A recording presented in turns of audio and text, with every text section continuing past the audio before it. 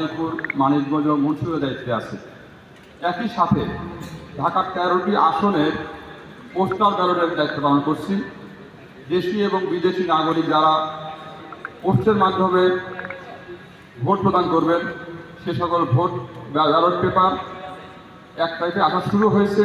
সেগুলোর আমি কাস্টোডিয়ান, আমি সেগুলো সংরক্ষণ করছি এবং সংশ্লিষ্ট আসনের ব্যালট বাক্সে আমরা রেখে দিচ্ছি।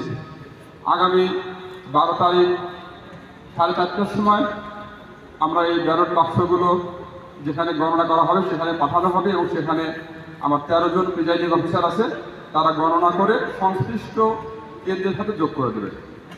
আমাদের এই 13টা আসনের ভোট গ্রহণের প্রস্তুতি একদম সম্পূর্ণ। আমাদের যতগুলো মেজাজ গ্রহণ করা দরকার সেগুলো আমরা নিয়েছি।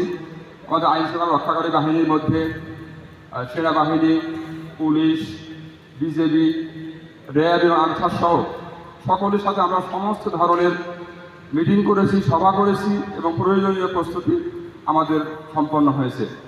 আপনারা জানেন যে আগামী 8 তারিখ, আগামীকাল আমরা বিভিন্ন এআরওদের কাছে নির্বাচনী মালামাল প্রেরণ করব।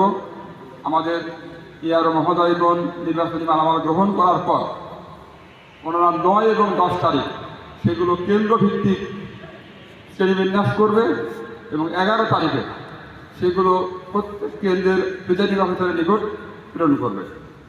আমাদের আইন শৃঙ্খলা বিষয়ে যে সকল ঝুঁকি আছে সেগুলো আমরা শনাক্ত করেছি।